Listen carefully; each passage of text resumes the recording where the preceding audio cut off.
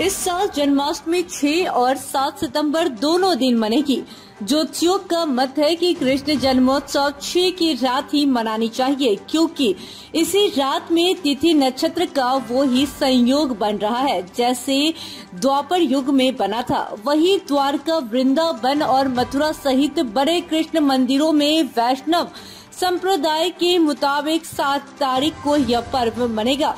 7 और 8 की दरमियानी रात 12 बजे श्री कृष्ण का जन्मोत्सव होगा। ग्रंथों के मुताबिक यह भगवान कृष्ण का 5250वां जन्म पर्व है।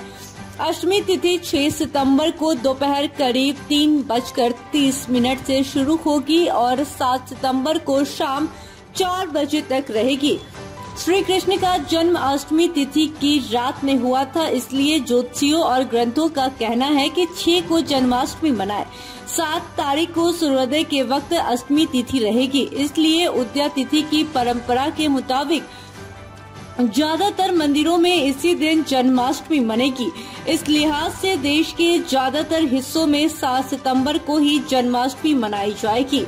इसी के साथ बता दें आपको कि बनारस हिंदू विश्वविद्यालय के ज्योतिष विभाग के डीन प्रोफेसर गिरिजा शंकर शास्त्री का कहना है कि व्रत और पर्वों की तारीख तय करने के लिए धर्म सिंधु और निर्णय सिंधु नाम के ग्रंथों की मदद ली जाती है।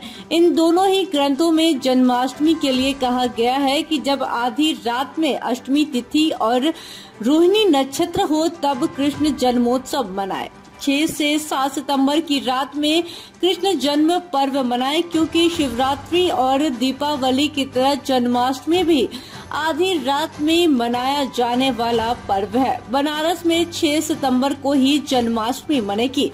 इस बार कृष्ण जन्मोत्सव पर अष्टमी तिथि बुधवार और रोहिणी नक्षत्र होने से जयंती योग बन रहा है। ऐसा संयोग द्वापर युग में कृष्ण जन्म पर भी बना था।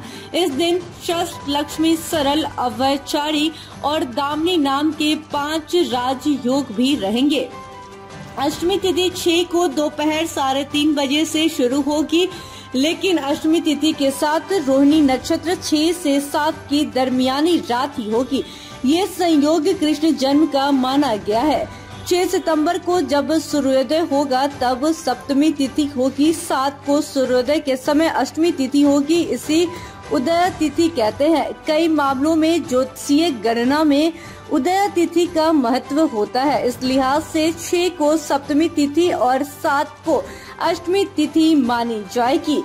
ऐसा इसलिए होता है क्योंकि हिंदू पंचांग की तिथियां अंग्रेजी कैलेंडर के मुताबिक नहीं होती। अक्सर तिथियां दोपहर या शाम से शुरू होकर अगले दिन तक होती है।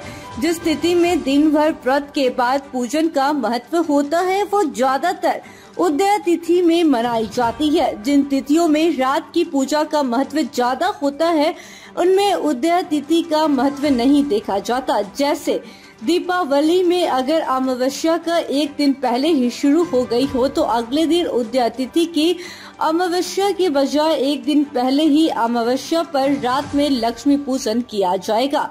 Bureau report, city post live.